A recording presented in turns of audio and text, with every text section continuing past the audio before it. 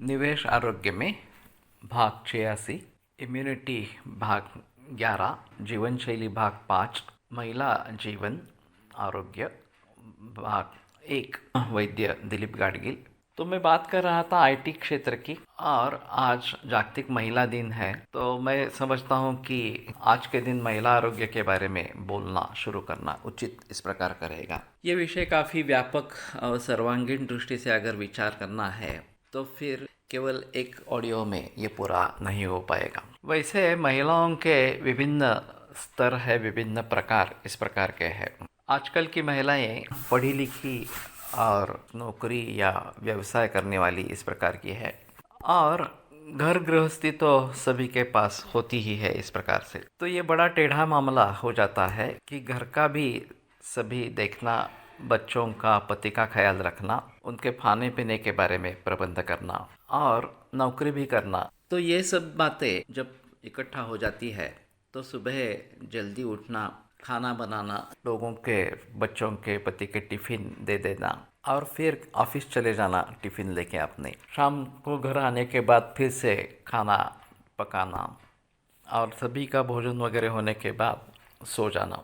तो इसमें विश्राम बिल्कुल नहीं होता है। केवल छुट्टी के दिन ही विश्राम हो सकता है, लेकिन उस दिन भी कुछ और कामें इस प्रकार की होती है, और बाकी भी आउटडोर कुछ करना पड़ता है इस प्रकार से, तो विश्राम नहीं होता। तो इन सभी बातों को ध्यान में रखते हुए उसके स्वास्थ्य के बारे में कैसे विचार करें, ये एक अहम मुद्दा है। खास करके जब बच्चे बढ़ते रहते हैं, उनके बढ़ने की उम्र रहती है, उस समय में बहुत सारे बोझ उठाने पड़ते हैं, और जब बच्चे बड़े हो जाएंगे तो शायद वो हमारे लिए कुछ मदद कर सकेंगे, ऐसी स्थिति आती है। लेकिन गृहस्थाश्रम और ये बाहर का इस प्रकार का नौकरी, ये दोनों संभालना काफ़ी मुश्किल होता है।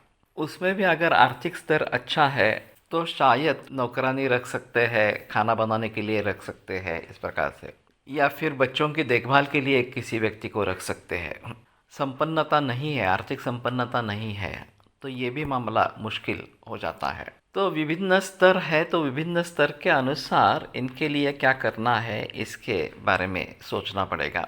उनके खाने पीने के बारे में सोचना पड़ेगा, उनके जीवन शैली के बारे में सोचना पड़ेगा। और फिर पुराने ज़माने में ये एकत्र कुटुंब पद्धति इस प्रकार की थी।